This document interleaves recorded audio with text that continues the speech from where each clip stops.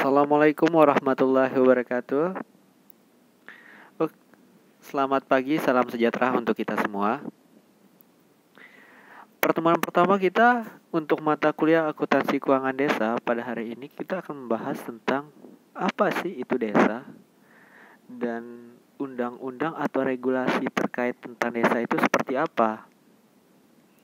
Tapi sebelumnya, perkenalkan dulu, nama saya adalah Agus Wahyudi. Saya merupakan dosen program studi akuntansi Fakultas Ekonomi dan Bisnis Universitas Teknologi Sumbawa.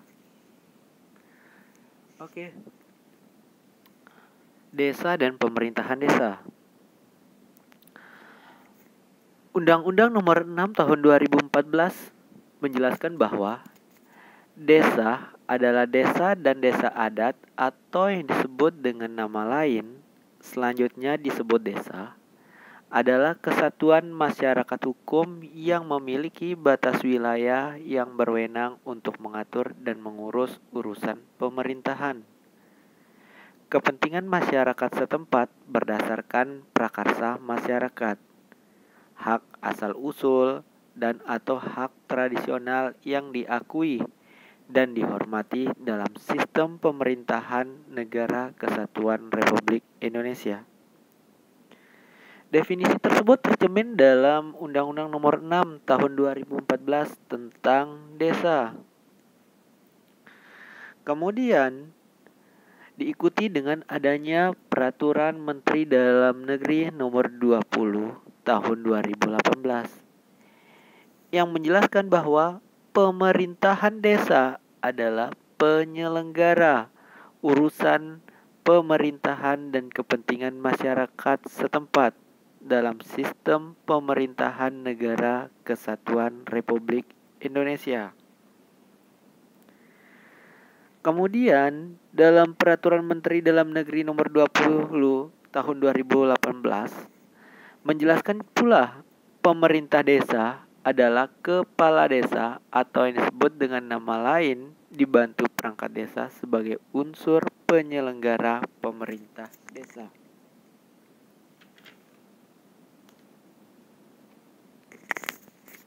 Undang-undang yang pada tahun 2014 tersebut yang telah disahkan, undang-undang baru ini ditandatangani pada tanggal 15 Januari 2014 itu menjelaskan bahwa desa mulai dari tahun 2015 akan mendapatkan kuncuran dana sebesar 10% dari APBN, di mana kuncuran dana tersebut tidak akan melewati perantara. Dana tersebut akan langsung sampai kepada desa, tetapi jumlah nominal yang diberikan kepada masing-masing desa berbeda, tergantung dari geografis desa, jumlah penduduk, serta angka kematian. Adanya regulasi tersebut, undang-undang ini membawa dampak terhadap pemerintahan desa, yakni salah satunya adalah semakin meningkatnya pendapatan desa. Keistimewaan adanya undang-undang tersebut adalah yang pertama, desa mendapatkan dana miliaran rupiah secara langsung. Seperti yang saya sebutkan sebelumnya, salah satunya adalah dana desa. Yang kedua, penghasilan kepala desa dan perangkat desa diatur dengan jelas dalam regulasi Undang-Undang Nomor 6 Tahun 2014 hingga peraturan turunannya.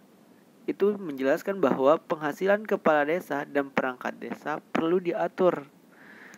Nah, sehingga di regulasi-regulasi hingga peraturan bupati yang berada di daerah tersebut sudah mengatur penghasilan, berapa sih penghasilan kepala desa dan perangkat desanya.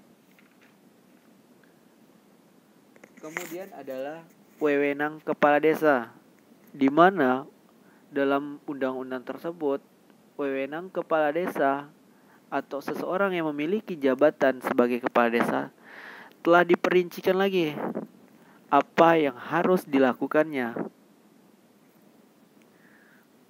Kemudian masa jabatan kepala desa bertambah, di mana berdasarkan Undang-Undang Nomor 6 Tahun 2014 Masa jabatan kepala desa saat ini adalah 6 tahun dan dapat menjabat paling banyak 3 kali masa jabatan secara berturut-turut atau tidak secara berturut-turut. Yang terakhir adalah keistimewaan undang ini adalah Badan Permusyawaratan Desa atau yang disingkat BPD mempunyai fungsi yang lebih mendalam.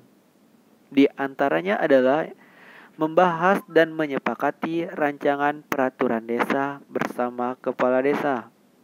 Kemudian menampung dan menyalurkan aspirasi masyarakat desa serta melakukan pengawasan kinerja kepala desa. Hal-hal yang dapat diwujudkan dalam pelaksanaan undang-undang tersebut. Yang pertama, desa dapat membentuk badan usaha milik desa atau yang dikenal dengan BUMDes. Dengan dana yang dikuncurkan langsung ke desa, maka dapat digunakan oleh desa untuk mendirikan BUMDes. Pengelolaan BUMDes sudah ditetapkan dalam peraturan desa. Hasil dari BUMDes dapat digunakan untuk pengelolaan dan pengembangan usaha, untuk membangun desa, memberdayakan masyarakat, hingga kesejahteraan warganya. Langsung yang kedua adalah swasembada pangan. Pemerintah Indonesia menargetkan bahwa ke depan desa dapat mewujudkan swasembada pangan nasional.